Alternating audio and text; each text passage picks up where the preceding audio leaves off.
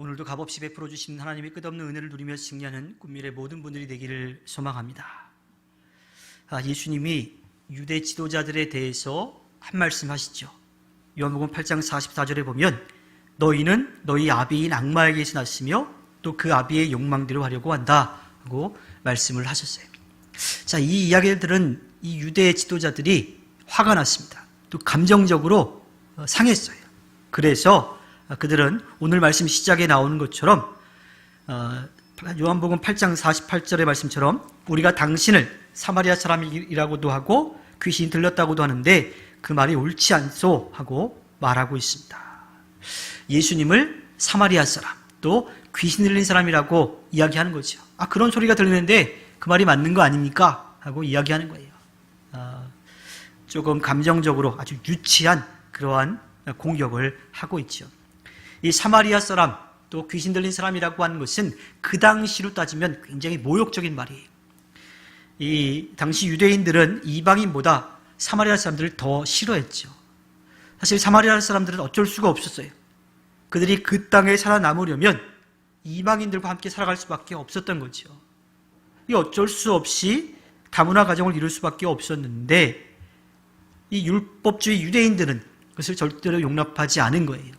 그래서 계속 감정이 쌓였고 또 종교적으로 신앙적으로 계속 틀어졌던 거죠. 귀신을 내쫓는 건 어떨까요? 귀신 들렸다라고 하는 그 말 자체 미쳤다라고 할 수도 있는 그러한 말이지요. 마가복음 3장 22절에 가면 예루살렘에서 온 사람들이 귀신을 내쫓은 예수님에게 하는 말입니다. 예수가 바알세불이 들렸다고도 하고 또 그가 귀신의 두목의 힘을 빌어서 귀신을 쫓아낸다고도 하였다. 그러니까 귀신을 쫓아내서 이 악한 영에서 자유함을 얻게 한 예수님을 향해서 예수님이 하나님의 능력을 힘입어서 치료해 주신 것이 아니라 그렇게 낫게 해 주신 것이 아니라 그렇게 귀신을 내쫓은 게 아니라 귀신의 왕인 바알세불을 힘입어서 내쫓았다. 그러니까 그도 귀신이다 하는 이야기를 했던 거예요. 그러니까 귀신 들렸다라고 하는 그 말 자체도 아주 모욕적인 말이죠. 예수님도 감정을 가진 그러한 사람으로서 이 땅에 오셨어요. 그런 이야기를 들었을 때 예수님의 마음은 어땠을까요? 아마 마음이 상하셨을지도 모릅니다. 그런데 예수님은 그렇게 감정적으로 공격해오는 사람들을 향해서 감정적으로 대하지 않습니다. 오직 진리만을 말씀하시지요. 요한복음 8장 49절에 나는 귀신이 들린 것이 아니라 나의 아버지를 공경한다. 그런데도 너희는 나를 모욕한다. 예수님은 하나님을 공경한다라고 이야기를 하고 있어요. 공경이라고 하는 것이 뭐예요? 그분이 어떠한 분이신지를 알고 인정하고 그분을 따라가는 거지요. 예수님은 하나님을 인정하며 하나님의 뜻을 드러낸다라고 말씀하고 계십니다. 예수님의 이 땅에 오신 이유도 또 그가 행하신 모든 일들 그 말씀도 또한 십자가에 못 박혀 돌아가시고 부활하셨다가 다시 하늘로 올라가신 그 모든 것이 하나님의 영광을 드러내기 위한 것인데 예수님은 그것을 계속해서 보여주시고 말씀해 주시는데 사람들은 그것을 믿으려 하지 않아요. 당시 유대교 지도자들이라고 하는 사람들, 하나님에 대해서 누구보다도 더 잘 안다라고 하는 그 사람들은 그 예수님의 의도를 알지 못했던 거지요.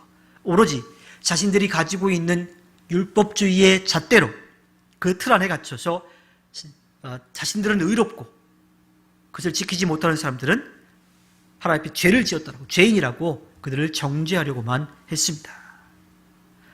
하나님을 공경한다라고 하는 것은 하나님이 어떠한 분이신지를 알고 그분을 믿고 의지하고 따르는 삶을 살아가는 거예요. 하나님은 우리가 그러한 하나님을 알고 하나님을 사랑하고 또 그 사랑을 받은 자로서 이 땅에서 이웃들에게 그 사랑을 전하며 살아가기를 바라십니다. 예수님이 행하신 모든 일들에 대해서 예수님은 다시 한번 말씀하십니다. 요한복음 8장 50절에 나는 내 영광을 구하지 않는다. 나를 위하여 영광을 구해 주시며 심판해 주시는 분이 따로 계신다. 예수님이 행하셨던 많은 일들 있죠. 아픈 사람 고쳐주셨어요. 또 자연을 다스리는 놀라운 기적도 행하셨습니다. 그런데 그것이 단순히 보통 사람이 할 수 없는 놀라운 일이 아니라 하나님이 어떠한 분이신지 우리들에게 보여주시는 표적이었다라고 하는 거죠. 그 일을 하시는 하나님을 보여주는 표적임을 예수님은 분명하게 말씀하십니다. 사람들은 보통 자신을 드러내려고 해요. 자기가 뭐 했다라고 하는 거 드러내고 싶습니다. 그래서 누가 뭐 하나 하면 이거 누가 해줬다고 칭찬받기를 원해요. 때로는 그게 좀 멋쩍으면 자기가 직접 말하지 않아도 누군가가 알아서 내가 그 일을 했다라고 하는 것을 좀 나타내 주기를 바라죠. 그러다 보니 그렇게 하지 않으면 되게 서운해합니다. 또 자신이 하지 않은 것까지도 자신이 마치 한 것처럼 그렇게 이야기하기도 합니다. 그러나 예수님은 당신이 하셨음에도 불구하고 그것을 당신이 하신 것으로 드러내지 않고 오직 하나님의 영광만을 나타내려고 하십니다. 자기를 비워서 하나님의 영광만을 드러내려 하신 거지요. 이어서 예수님은요, 길이요 진리요 생명이신 자신을 따르는 사람들이 받게 될 축복에 대해서 말씀해 주십니다. 요한복음 8장 51절에 내가 진정으로 너희에게 말한다. 나의 말을 지키는 사람은 영원히 죽음을 겪지 않을 것이다. 우리도 이 말을 좀 오해하는 경우도 있는데 이 이야기를 듣고 있던 유대인들도 오해했죠.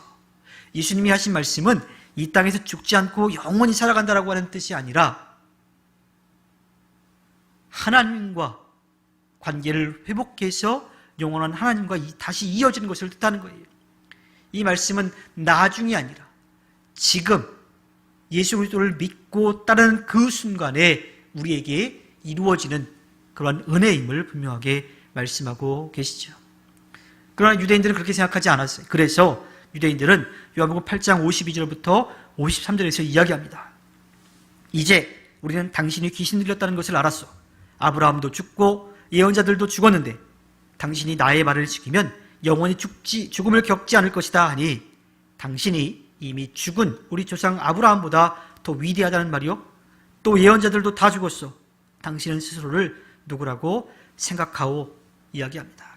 그러니까 예수님의 말씀에 귀를 기울이는 게 아니라 그 뜻을 알려고 하는 그 마음이 아니라 어떻게든 예수님을 올가매려고 하는 그런 마음이 있었던 거죠. 그들은 진리를 말씀하시는 예수님의 말씀을 받아들일 마음이 1도 없었던 거예요. 오히려 자신들의 논리를 정당화시키기 위해서 예수님의 말씀에 꼬투리를 잡고 있습니다.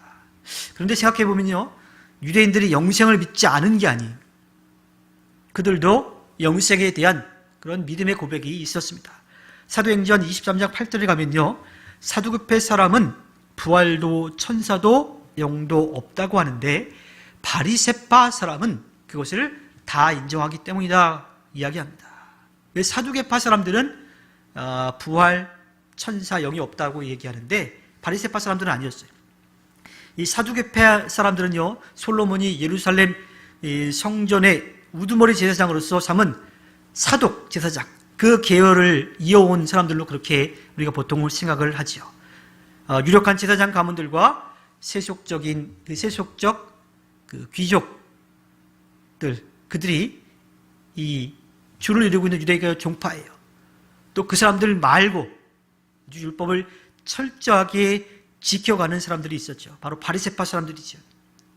사실 그 사람들이 더 많은 영향력을 가지고 있었어요. 그래서 그 바리새파 사람들은 죽은 사람의 부활, 그것을 분명하게 믿었던 거예요. 천사와 영의 존재도 믿었던 거죠. 그러니까 유대인들 중에도 분명하게 영원한 생명, 부활에 대한 믿음이 분명히 있었다라고 하는 겁니다. 그들이 가지고 있던 믿음 가운데 아브라함과 선지자들이 지금도 영적으로 하나님과 함께하고 있는 것을 그들은 믿고 있었던 거예요. 그럼에도 불구하고 그 당시에 종교 지도자들의 대부분을 이루고 있던 그 바리새파 사람들이 예수님을 향해서 이렇게 이야기하고 있는 것은요, 예수님의 말씀을 영적으로 받아들이지 않았기 때문입니다. 그는 그냥 갈릴리 지역에 살고 있는, 나사렛에 살고 있는, 촌에 살고 있는, 또 세상적으로 인정받지 못하는 직업을 가진 그런 하찮은 그런 존재로 생각을 하고 있었던 거지요. 그러면서 요한복음 8장 51절에서 예수님이 말씀하신 것, 나의 말을 지키는 사람은 영원히 죽음을 겪지 않을 것이다 라고 하는 그 예수님의 말씀의 꼬투리를 잡아가지고 53절에서 이야기하는 거죠. 당신이 이미 죽은 우리 조상 아브라함보다 더 위대하다는 말이냐? 예언자들은 다 죽었다. 그렇다면 당신은 스스로 누구를 생각하냐고 그렇게 또 이야기를 하고 있습니다. 예수님을 율법으로 옭아매려고 하고 있는 거죠. 자, 계속해서 예수님을 공격하고 있어요. 감정적으로 계속해서 공격하고 있습니다. 하지만 예수님은 흥분하지 않으셨고요. 오직 진리만을 말씀하십니다. 요한복음 8장 54절에 내가 나를 영광되게 한다면 나의 영광은 헛된 것이다. 나를 영광되게 하시는 분은 나의 아버지이시다. 너희가 너희의 하나님이라고 부르는 바로 그분이시다라고 말씀하십니다. 예수님이 말씀하시는 것, 행하신 것, 그것은 자신이 인정받으려고 하는 것이 아니라 오직 자신을 보내신 하나님의 영광을 드러내는 일이라고 말씀을 하고 있습니다. 그리고 이어서 55절에 말씀하시죠. 너희는 그분을 알지 못하지만 나는 그분을 안다. 내가 그분을 알지 못한다고 말하면 나도 너희처럼 거짓말쟁이가 될 것이다. 그러나 나는 아버지를 알고 있으며 또 그분의 말씀을 지키고 있다. 예수님은 누구보다도 하나님을 잘 아시는 분이에요. 왜? 하나님으로부터 보냄을 받았죠. 아니요, 더 정확하게 이야기하자면 하나님과 같은 하나님이시기 때문에 하나님에 대해서 누구보다도 더 잘 아시는 겁니다. 그런데 정작 그 하나님에 대해서 잘 알고 있다고 하는 것, 그 하나님의 말씀을 철저하게 지키고 있다는 그 사람들은 하나님을 알지 못한다라고 이야기하십니다. 그들은 하나님의 말씀에 귀를 기울이며 살아가는 것이 아니라 하나님을 자신들이 만들어 놓은 율법주의의 틀 안에 박제해 놓은 거예요. 그냥 가두어 놓았습니다.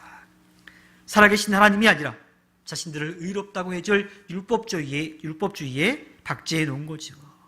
그러니 그들은 하나님을 제대로 알 수가 없었던 겁니다. 그러나 예수님은 하나님으로부터 보내심을 받았고 하나님 자체이시니까 하나님에 대해서 당연히 아시는 거지요. 지금 우리는 어떨까요? 우리들도 예수님의 계속 질문을 던지고 있는, 감정적으로 건드리고 공격하는 그 유대교 지도자들과 별반 다르지 않을지 모릅니다. 우리도 기독교라고 하는 종교의 틀에 예수님을 박제해 놓고 가두어 놓고 있는지도 몰라요. 미국의 노예 해방이 되기 전에 있었던 이야기라고 합니다. 당시에 흑인들은 백인들이 가는 곳에 가지 못했어요. 그러니까 백인들 전용 공간이 있었던 거죠. 교회도 그랬던 거예요. 그래서 한 흑인이 예배는 참석하고 싶지만 백인 교회라 들어가지 못하고 교회 앞에 서 있는데 누군가 계단에 앉아 있는 것을 봤어요. 다가가서 봤더니 흑인이 아니에요. 근데 거기에 들어가지 못하고 앉아 있는 거죠. 그래서 가서 묻습니다. 나는 흑인이라서 못 들어가지만 당신은 흑인도 아닌데 왜 못 들어갑니까?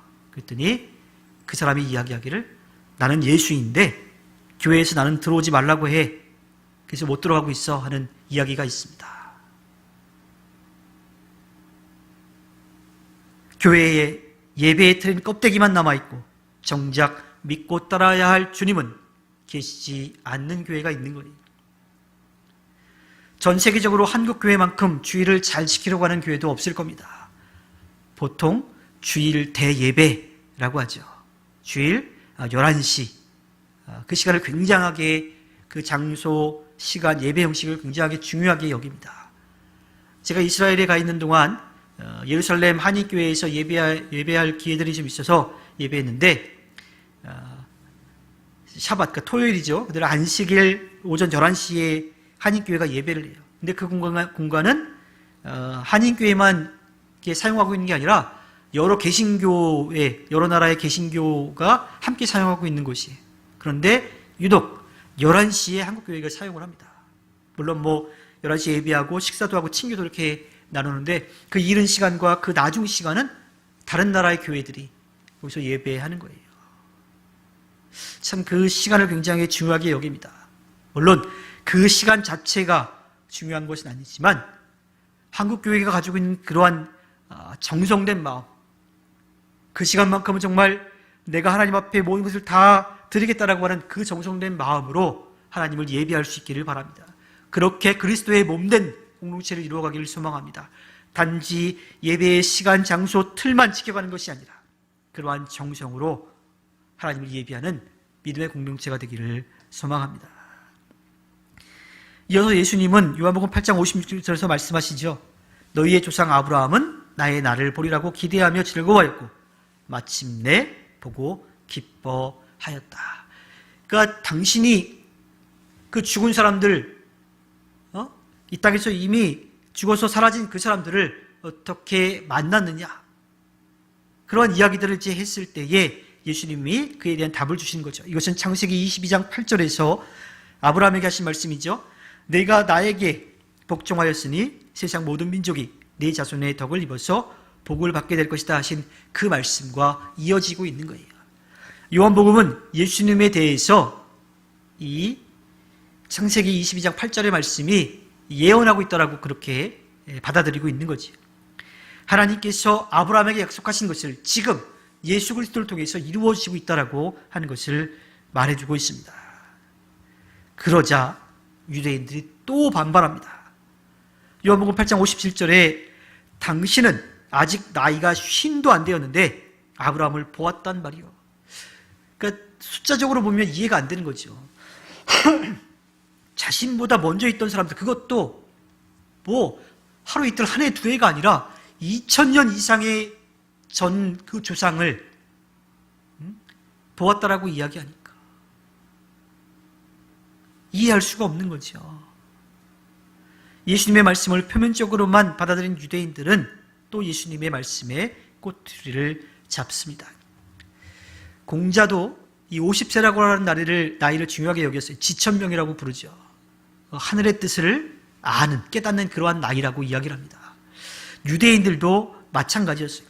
유대인들은 50세가 되었을 때에 이 남자의 원숙함을 나타내는 그러한 나이라고 보았던 거죠. 우리나라에서도 뭐 50세가 되면 뭐 반백세라고 하면서 큰 의미를 두기도 하는데, 그만큼의 나이도 되지 않았는데, 뭐 숫자적으로 본다면 한 30세가 조금 넘은 그 젊은 당신이 어떻게 그 2000년 전의 조상을 보았다고 이야기하느냐, 그렇게 말하고 있는 겁니다. 우리나라도 나이를 가지고서 굉장히 이 위아래를 되게 중요시하게 여기죠. 얼마 전에 개봉한 공조2라고 하는 이 영화에서 그런 대사가 나옵니다. 이 남북한과 미국 경찰, 세 나라의 경찰이 함께 수사를 하는데 한국 경찰이 나이가 제일 많았어요. 근데 미국 경찰이 계속해서 반말을 하는 거죠. 그러니까 북한 경찰이 왜 형한테 자꾸 반말하냐고 이야기했어요. 그랬더니 그 미국 경찰이 미국 스타일이라고 편하게 대하는 거죠. 그랬더니 갑자기 미국 경찰이 그 북한 경찰한테 이야기하는 거죠. 그럼 너 몇 살이야? 물어봤더니 북한 경찰이 나이가 제일 어린 거예요. 그랬더니 북한 경찰이 그런 이야기를 하죠. 그냥 미국 스타일로 하자고. 뭐 그런 이야기가 나오기도 합니다. 우리나라 사람들도 이 나이에 대해서 되게 민감하기도 한데 유대인들도 그거 가지고서 예수님께 시비를 걸고 있는 거죠. 계속되는 유대인들의 꼬투리 잡기에도 예수님은 친절하게 그들의 물음에 답을 해 주십니다. 요한복음 8장 58절에 내가 진정으로 너희에게 말한다. 아브라함이 태어나기 전부터 내가 있었다. 요한복음에서 계속 이야기하는 거죠. 예수님은 하나님으로부터 보냄을 받은 자. 그런데 하나님 그분이시다라고 하는 것. 그러니까 예수님은 이 땅에 태어난 그 날짜가, 그 시간대가 분명히 있기는 하지만 예수님은 인간의 모습으로 오신 하나님이시니까 이 세상이 창조될 때부터, 아브라함이 태어나기 전부터 계셨다라고 하는 것을 말씀해 주고 있습니다. 물론 이 말씀이 유대인들의 분노를 일으켜서 그 말을 들은 유대인들이 돈을 들어서 예수님을 치려고 하는 그 장면이 나오지요. 자, 이 이야기는 앞으로 한참 거슬러 올라가서 가늠하다 잡혀온 여인의 이야기까지도 거슬러 갑니다. 율법을 어겨서 돌로 쳐 죽임을 당할 그 죄를 지은 가늠하다 잡혀온 여인. 그 여인을 돌로 치려고 할 때에 예수님은 죄가 없는 자가 먼저 돌로 치라고 말씀하셨어요. 그 사람들을 양심의 가책을 느끼고 돌아갔지요. 그런데 예수님이 자신을 하나님과 같은 존재, 동격으로 이야기하니까 신성모독이라 예수님을 돌로 치려고 합니다. 빛으로 오신 예수님을 인정하지 않고 자신들의 어둠이 드러날까봐 그들은 그 빛을 꺼버리려고 하는 거예요. 그 순간 예수님은 이제 조용히 성전 밖으로 물러가시는 거지요. 아직 하나님의 때가 이르지 않았기 때문에, 아직 십자가를 져야 될, 죽음을 맞이할 때가 되지 않았기 때문에 조용히 물러가십니다. 자신의 틀을 가지고 사람들을 올가매려고 했던 이들, 하나님마저 박제시켜놓고 자신의 뜻대로 하려고 했던 유대인들, 빛이 비칠 때의 어둠을 버리고 빛으로 나와야 되는데 오히려 자기의 어둠을 감추기 위해서 빛을 꺼버리려고 했던 어리석은 유대인들의 모습을 볼 수가 있습니다. 우리는 하나님을 사랑이 많으신 하나님 이렇게 표현하기도 합니다. 그 의미는 알지요. 그런데 하나님은 그냥 사랑이실 뿐이지 사랑이 많으신 분이 아니라고 하는 거예요. 하나님 자체가 사랑이십니다. 그 사랑이신 하나님께서 우리를 기다리고 계십니다. 아무리 부족해도 아무리 연약해도 사랑의 하나님 앞에 나아가면 됩니다. 또한 이러한 하나님을 만나서 우리에게 베풀어 주신 그 귀한 은혜를 우리는 누리면 됩니다. 그리고 그 은혜를 아직까지 알지 못하는 사람들에게 전하며 살아가야 하지요. 하나님을 알고 하나님의 말씀에 귀를 기울여 깨닫고 하나님의 뜻을 이 땅에 이루어가는 우리의 삶이 되기를 바랍니다. 정죄하려고 하는 마음이 아니라 사랑해 하는 마음으로, 우리의 잘못된 것이 드러나는 것을 겁내서 오히려 더 숨는 것이 아니라 빛으로 나와 우리의 어둠을 버리고 하나님의 빛을 받아서 그 빛을 전하는 그 삶을 통해 하나님 앞에 기쁨을 드리는 꿈미래 모든 분들이 되기를 주님의 이름으로 부탁드립니다. 기도하겠습니다.